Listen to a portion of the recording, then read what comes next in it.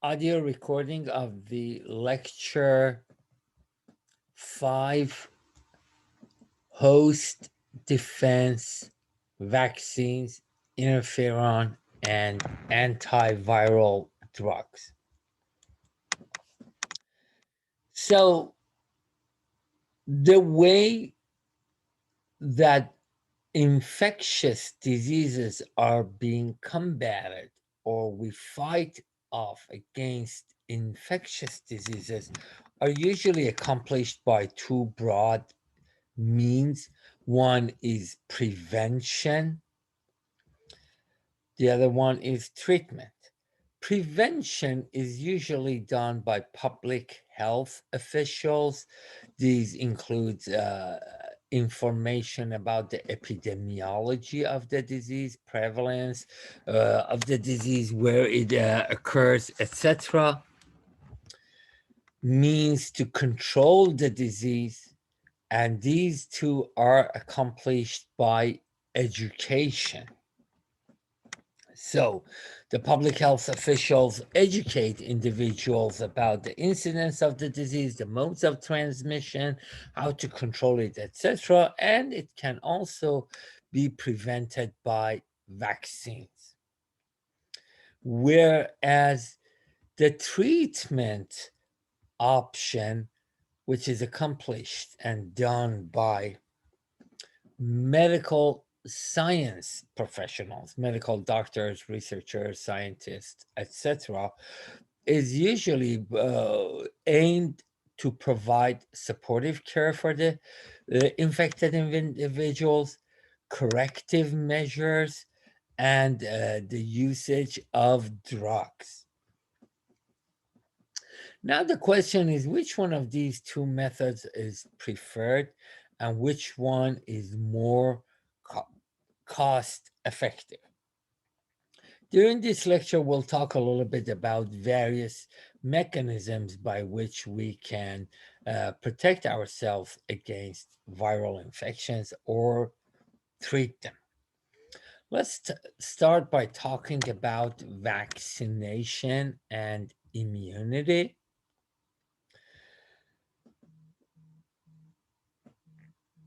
The process of using complete inactivated or attenuated, meaning weakened pathogens, or portions of that pathogen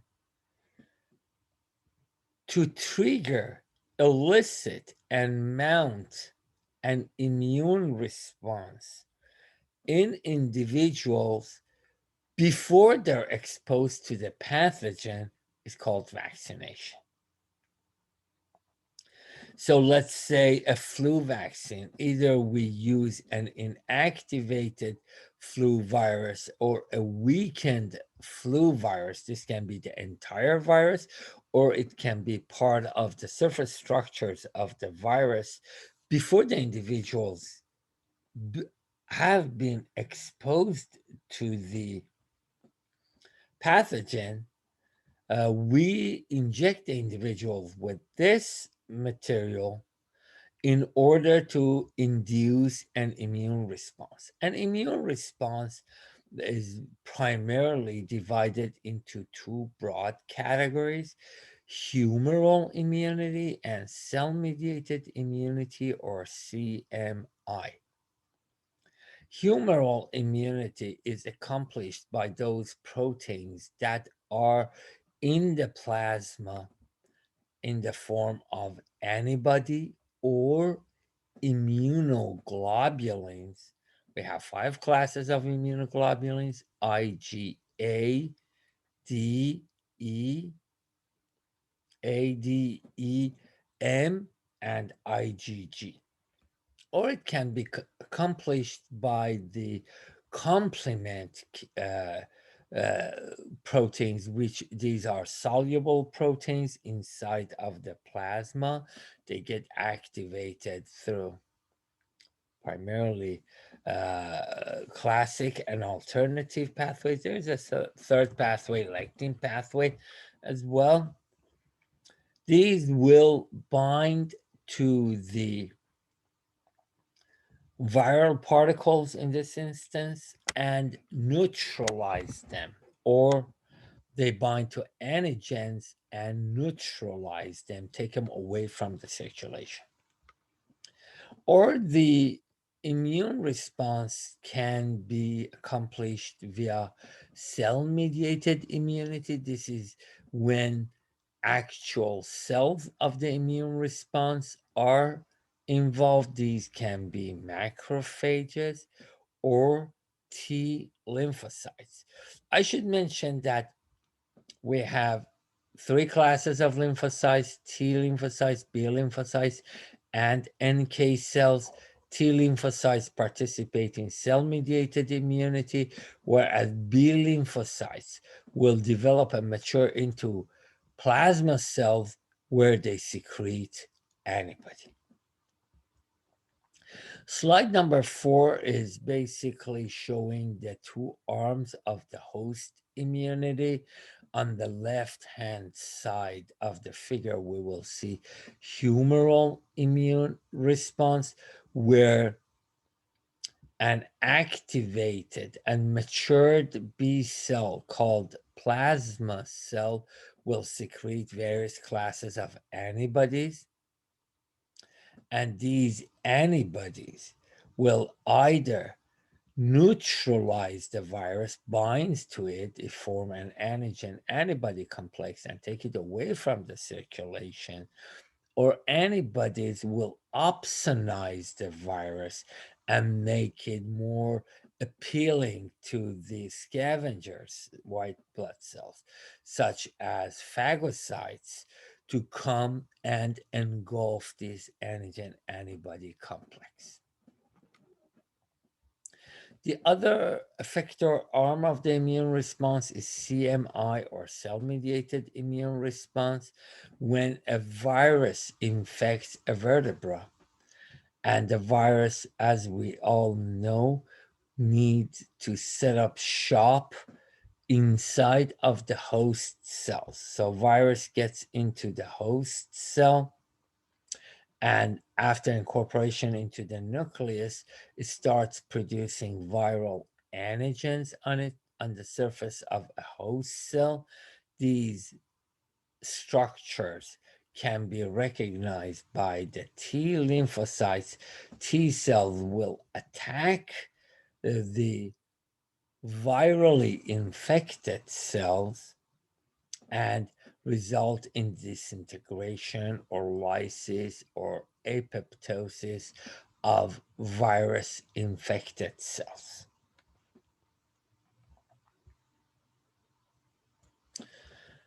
Slide number 5, let's talk about killed virus vaccine.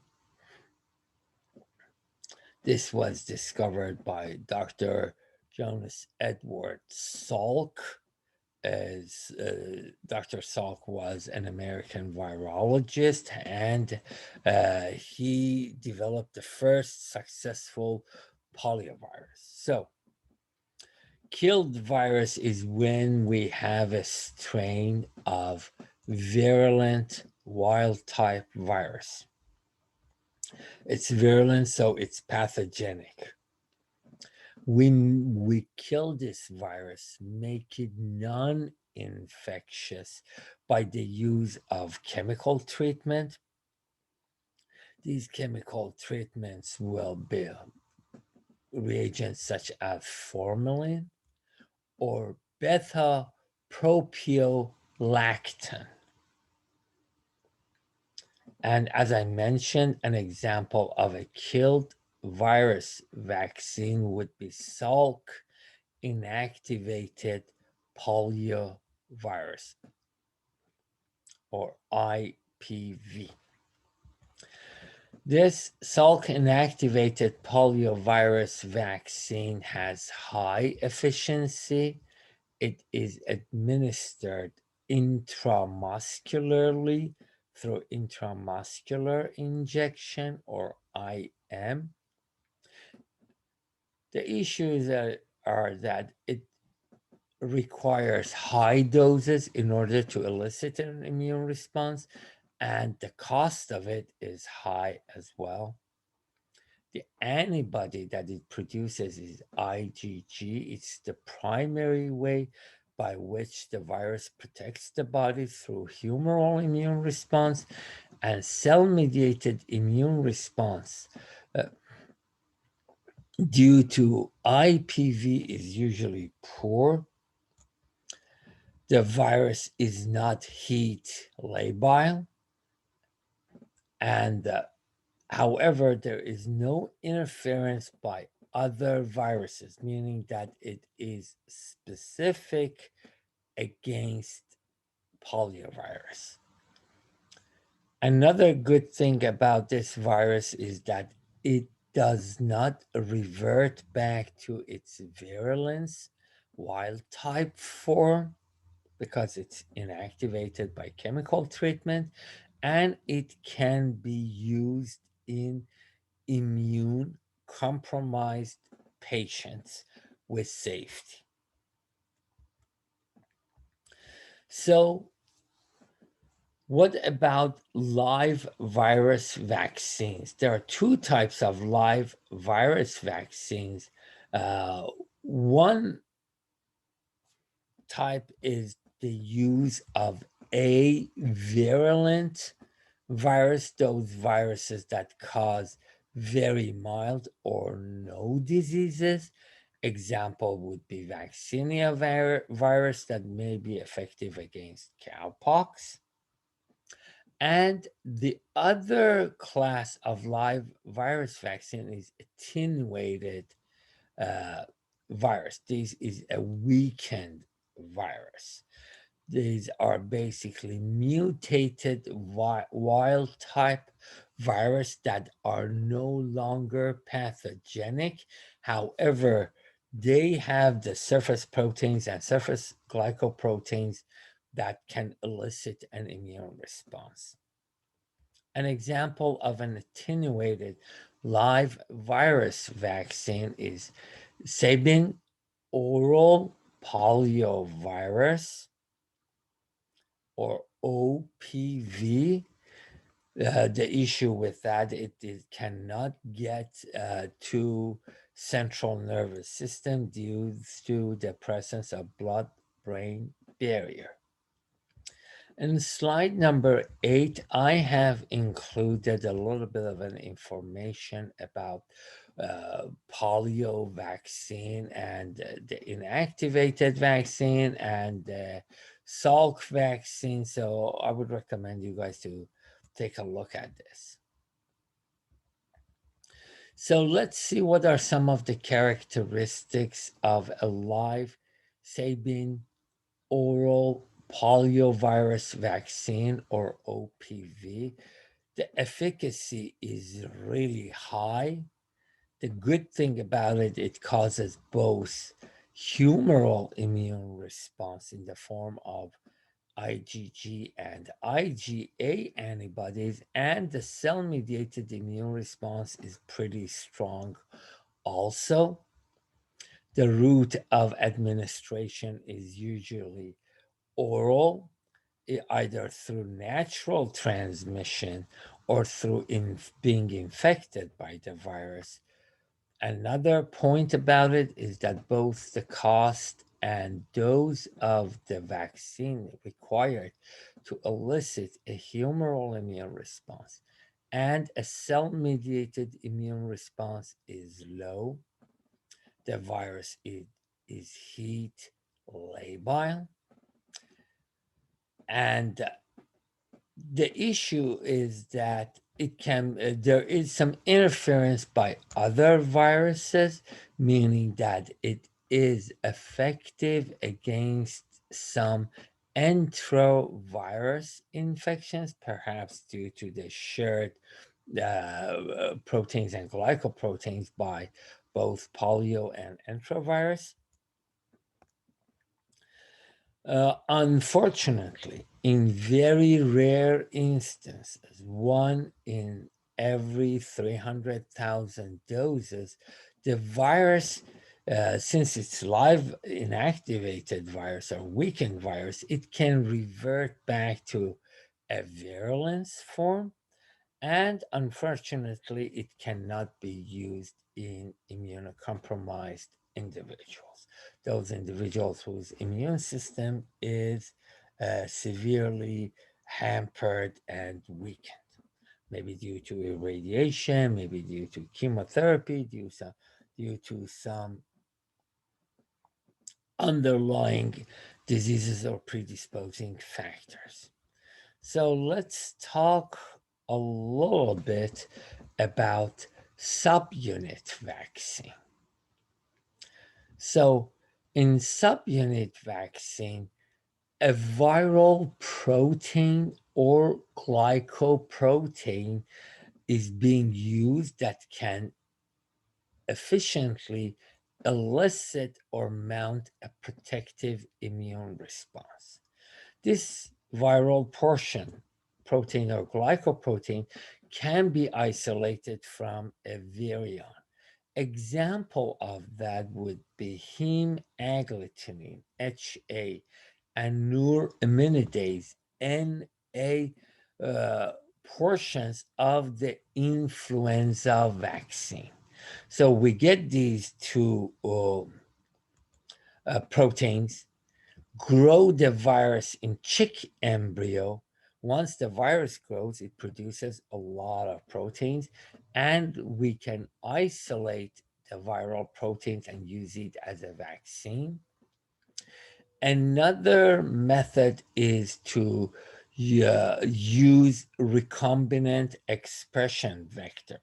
Example would be hepatitis B virus surface antigen, or HBS antigen, that is used as a vaccine for hepatitis B virus. HBS antigen is a glycoprotein. We grow it in a yeast cell. So the way it works is that we clone the HBV DNA, we isolate that the region of it that encodes HBS antigen, solid blue here, and we include that ligated into a yeast DNA vector. So then we have a yeast DNA vector in red that carries the gene for hepatitis B surface antigen. Then we transform yeast cells with this piece of DNA, grow the yeast on a medium that is selective only for the growth of those yeasts that contain this plasmid. Then we isolate these cells when they are produced at large numbers, lyse the yeast cells, isolate the hepatitis B surface antigen.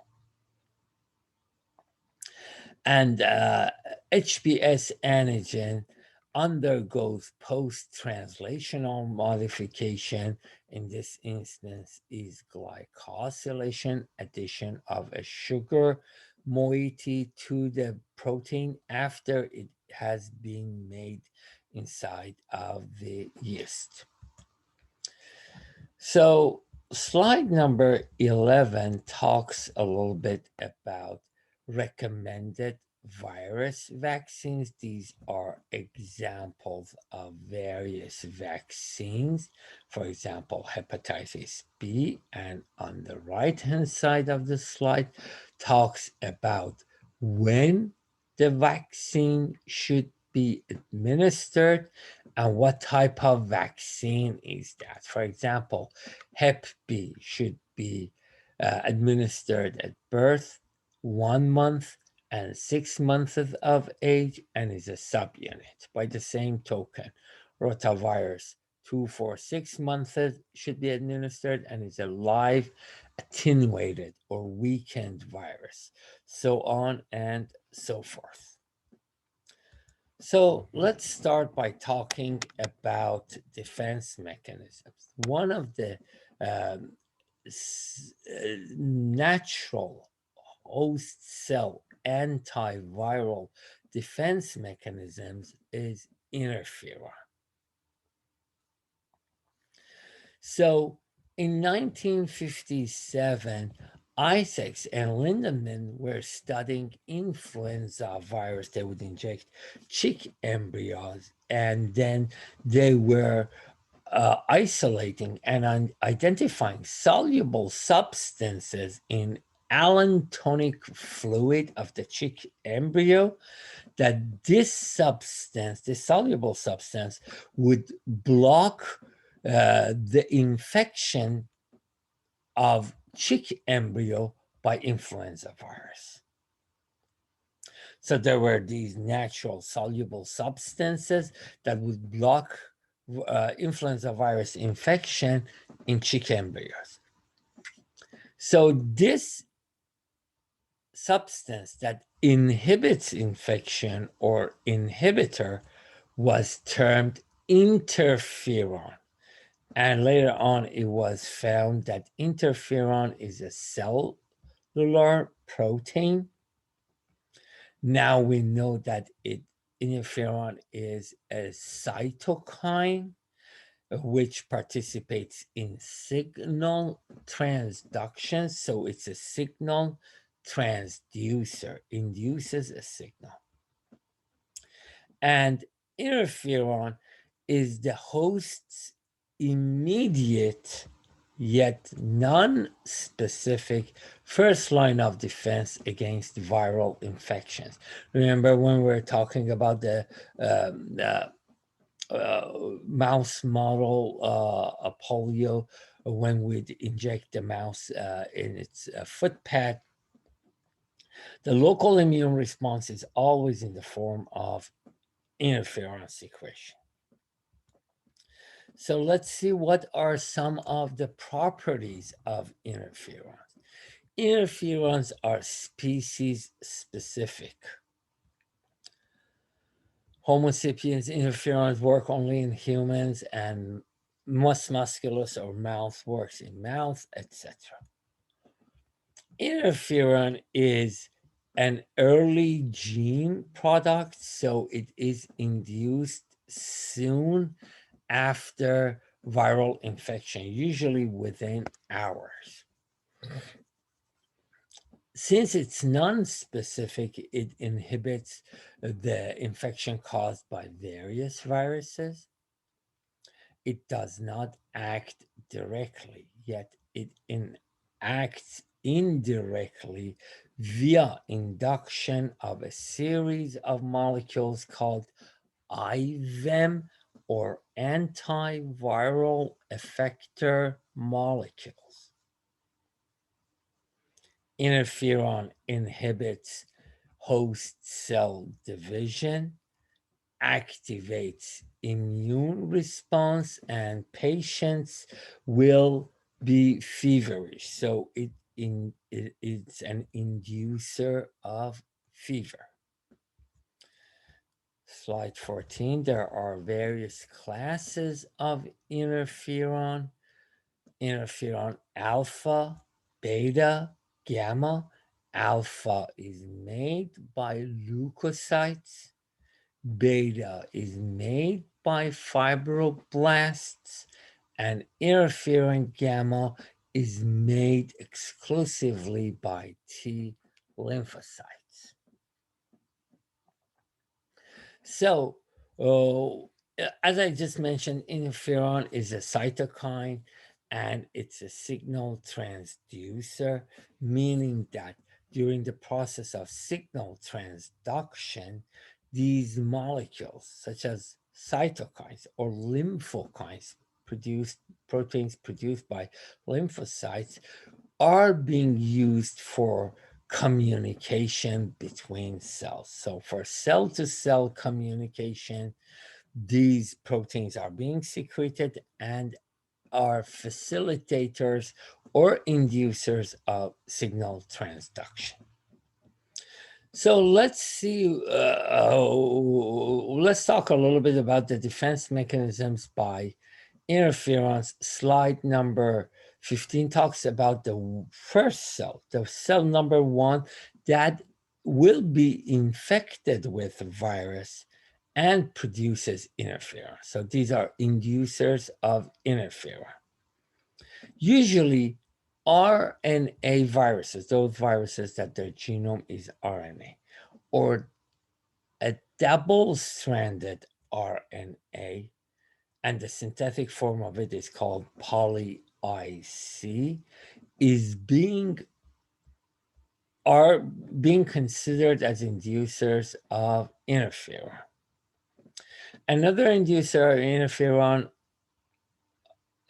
are intracellular microorganisms such as protozoa, rickettsia, or bacterial endotoxin. When we have an infection and bacteria are being expanded rapidly and they secrete these endotoxins.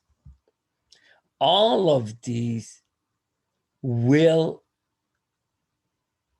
cause the cell to produce interferon. So let's talk about a virus. An RNA virus comes in and activates a signal transduction pathway leading to the production of interferon messenger RNA.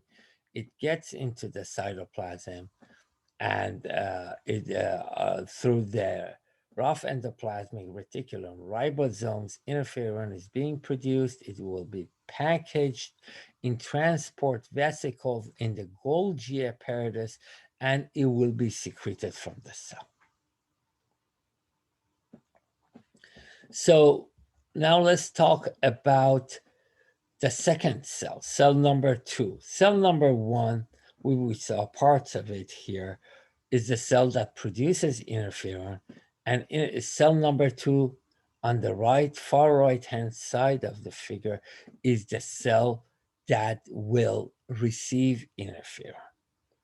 So the interferon released by cell number 1 binds to very specific receptors on the surface of the neighboring cells.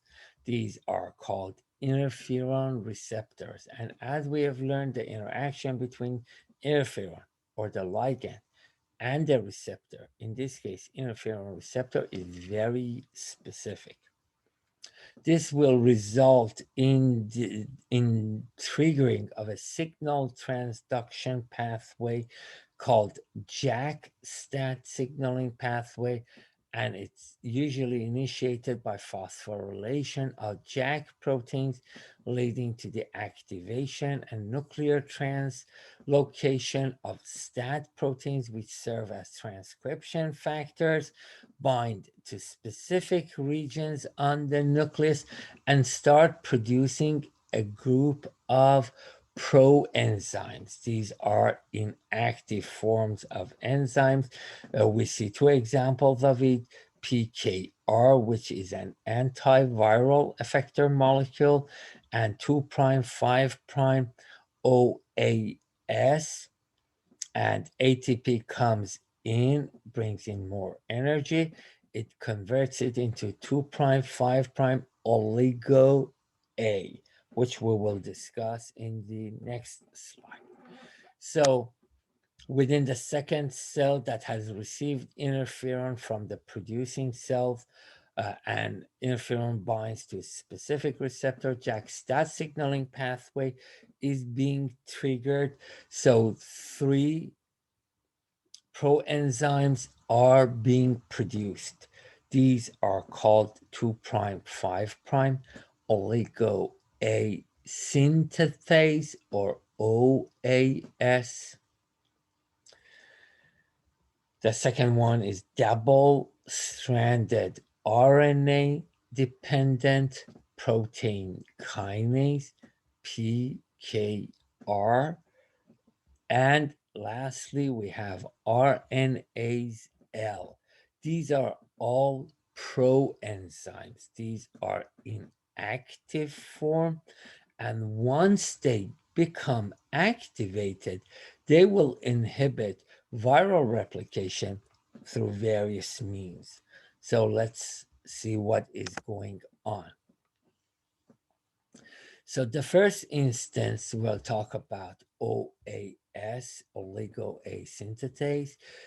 Upon viral infection, usually double viruses that have double-stranded RNA, they activate the proenzyme OAS to become 2' 5' oligo A. This 2' 5' oligo A activates another proenzyme called RNase L, RNase L, that cleaves mRNA. So when there is no mRNA, mRNA is being degraded, there will be no messenger RNA, and therefore we will not have any translation. So translation of viral proteins is being stopped by OAS and activation of RNase L. The other example is, again, viral infection, usually double-stranded RNA. They and also activate another enzyme, a proenzyme called PKR. And PKR, which is a kinase, phosphorylates ribosome translation initiation factor 2. Eukaryotic initiation factor 2 will be phosphorylated by PKR. Once it's phosphorylated, it is incapable of forming uh, ribosome initiation complex. Therefore, there would be no translation initiation, and viral protein synthesis will be inhibited. And so let's talk about the no virus replication. Again, virus binds to a specific receptor on the surface of the host cell plasma membrane, penetrates into the host, uncoats, meaning that the capsid and genome are being separated from each other. And one mechanism is phosphorylation of eukaryotic initiation factor 2. Therefore, the translation initiation will be blocked, so we do not have viral proteins. At the same time, RNase L is being produced. RNase L is a proenzyme. Once it's active, it chops off or degrades viral messenger RNA. This will also result in no viral messenger RNA and no viral proteins. If there are no viral messenger RNAs and no viral proteins, therefore there will not be any viral successful viral replication going on. So let's see whether this antiviral effector molecule called interferon can be used clinically. It can, because since the late 1980s, owing to the developments and advancements in recombinant DNA technology, interferon has become available in adequate amounts. It has been successfully used for the treatment of a number of life-threatening viral infections, such as rabies, hemorrhagic fever, and encephalitis caused by arboviruses. It can also help in during persistent chronic infections caused by hepatitis B virus, hepatitis C virus, papilloma virus, herpes virus, and HIV virus.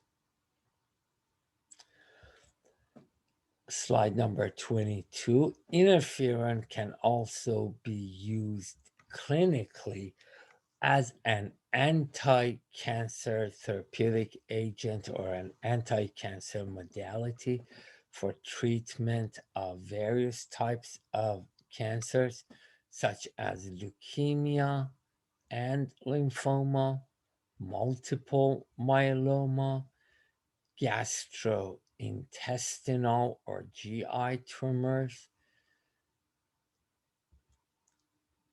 cancers of the urinary system, such as kidney or renal cancer and bladder cancer, mesothelioma, which is a type of lung cancer, and in the treatment of AIDS related Kaposi sarcoma, which is a cancer seen in AIDS patients caused by HHV8 or human herpes virus number 8. Despite all of these successes, interferon has severe toxic side effects, causes toxicity in the individuals. These toxicities range from fever to chills, headaches, nausea and vomiting, anorexia, rash, or dry skin, and it can also affect CNS, central nervous system, and manifests its clinical side effects as depression, dizziness, and confusion. Slide number 24. Currently, interferon is being used in combination with other antiviral agents, and there is also a lipid formulation of it is being available. The good thing about the lipid formulation is that it's not as readily degraded. It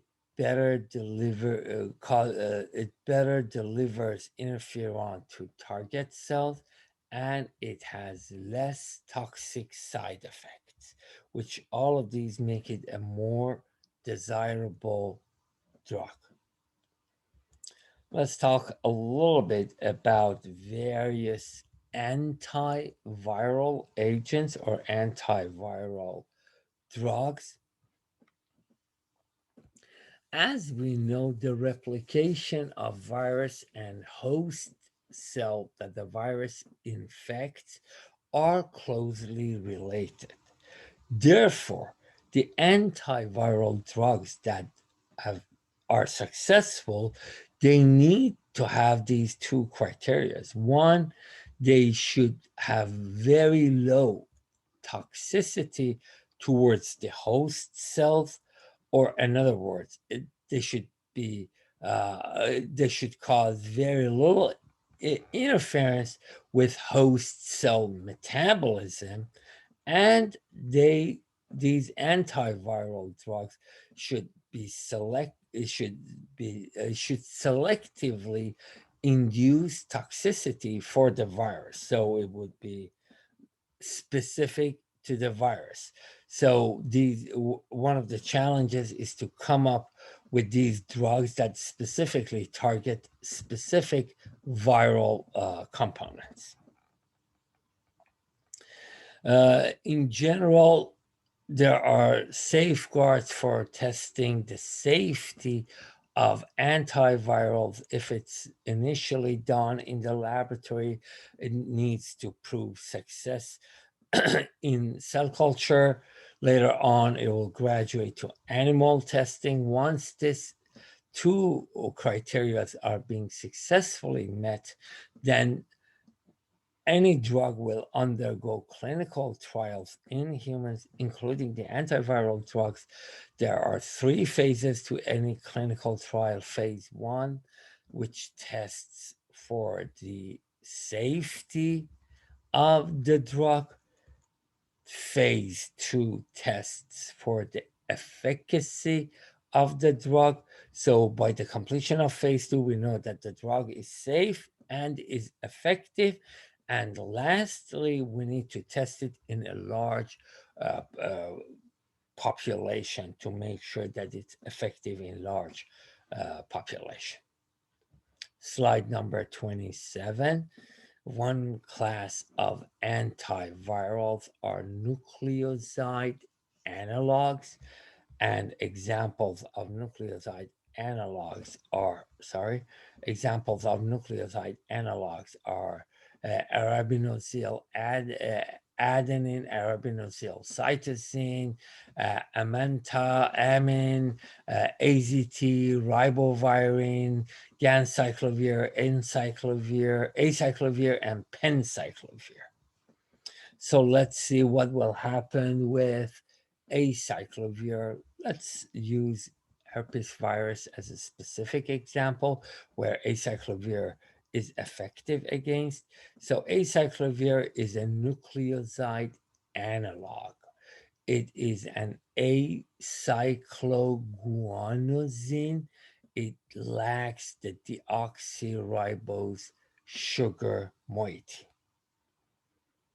So, herpes virus enters the host cell, it undergoes uncoating, viral genome gets incorporated into the host cell genome, and acyclovir, if it's being used, ACV, it targets viral enzymes during DNA replication or DNA synthesis.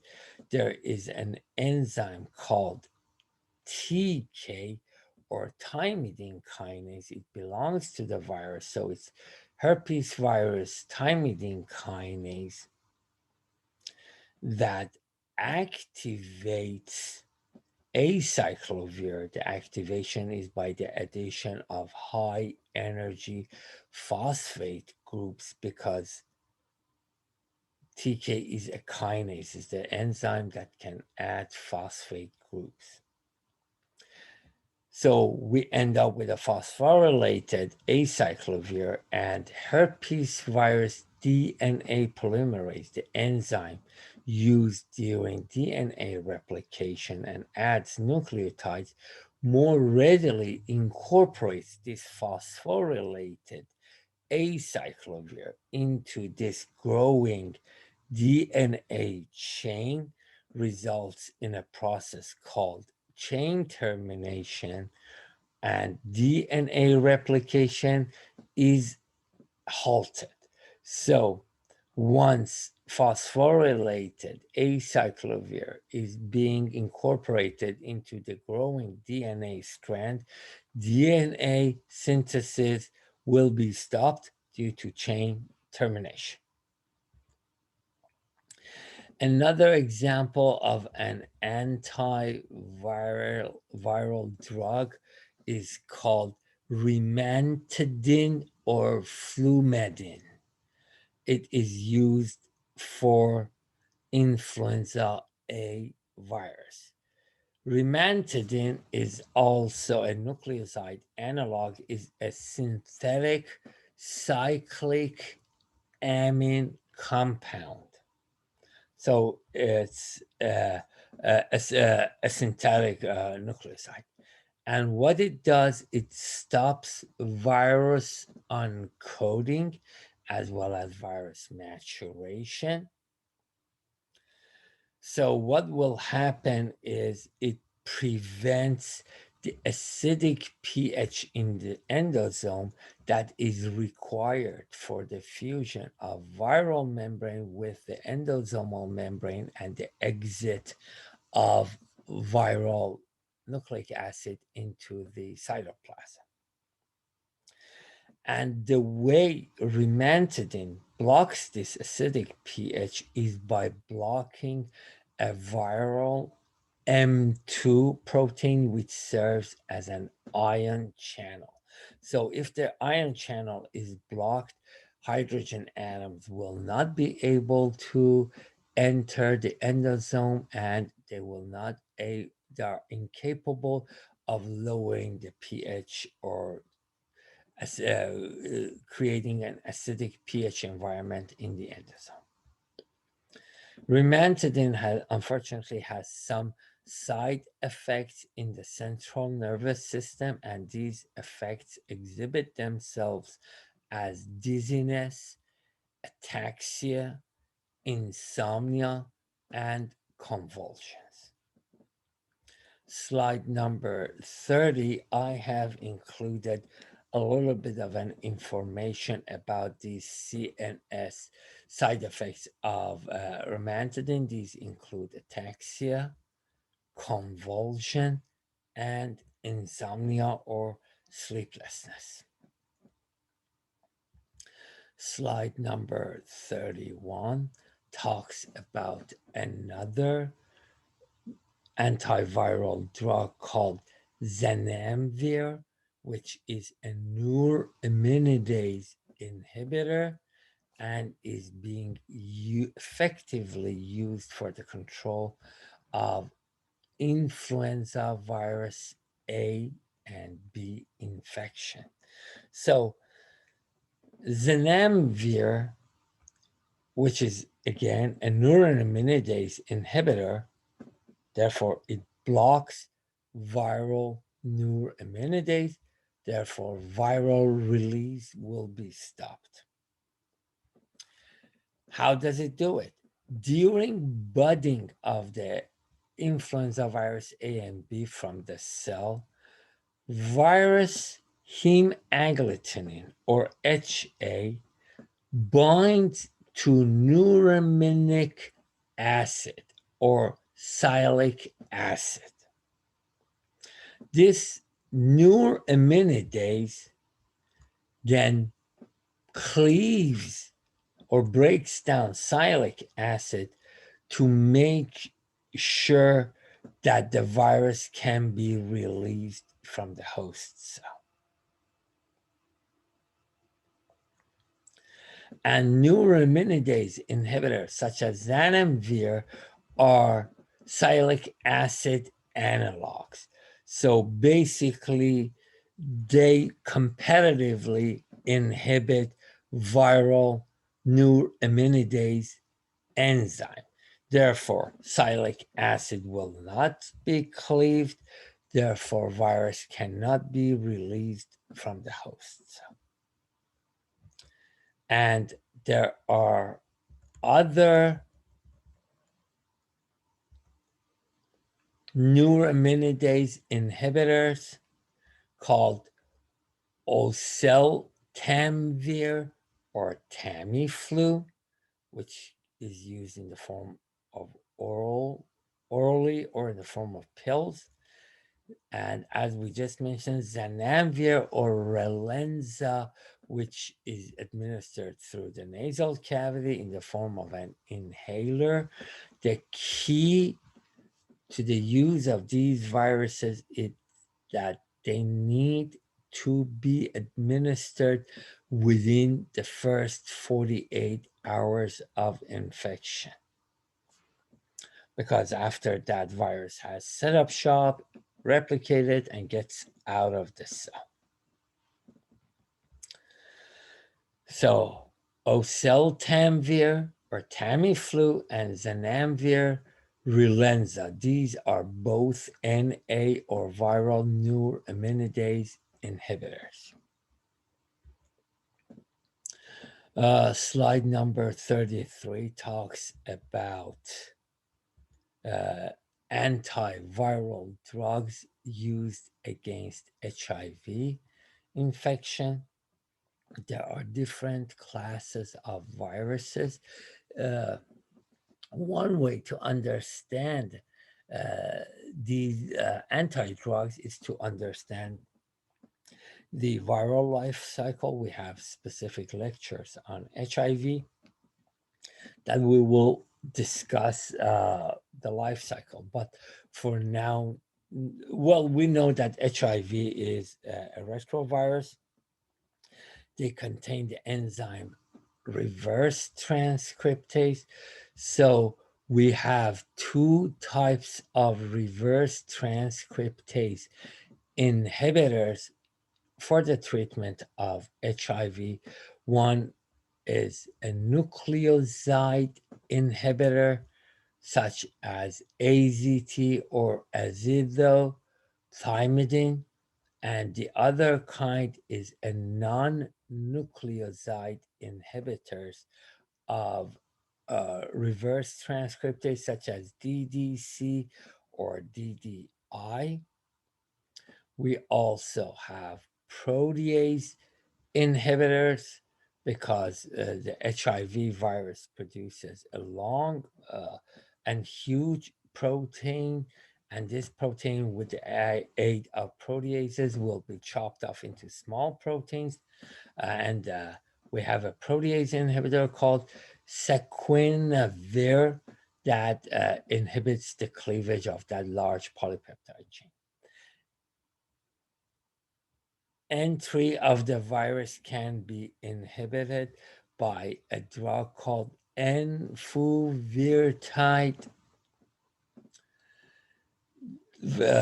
in order to prevent the integration of viral genome into the host cell genome. We can use a DNA integrase inhibitor by the name of raltegravir.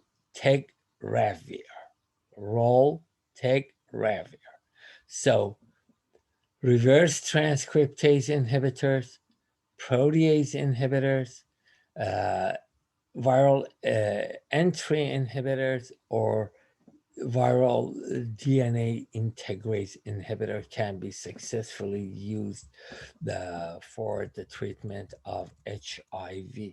However, we use a combination treatment, which we'll discuss in the next couple of slides. So let's first talk about this protease inhibitor. This is a depiction of the HIV protease shown in purple and green, and this protease is being complexed with the inhibitor. So what will happen is the enzyme, the large polypeptide chains are being produced in the virus cannot be cleaved, so viral components cannot be made. We will discuss these in future slides, future lectures, when we'll talk about HIV. But I just want you to know that each protein is made up of different amino acids, and within this polypeptide chain, we have specific cleavage sites that specific proteases will act on. Slide number 35 talks about the current treatments for HIV. As I just mentioned, for the treatment of HIV, we use a cocktail or combination of 4 or more of these drugs that we just talked about, and this is called HART, or highly active antiretroviral therapy. It basically decreases the virus load or the number of viral progenies in the bloodstream of the patients. It causes clinical latency in the individuals where there is an infection, underlying latency. Virus replicates, but it's somewhat in check and controlled, so we do not see the signs and symptoms of the disease.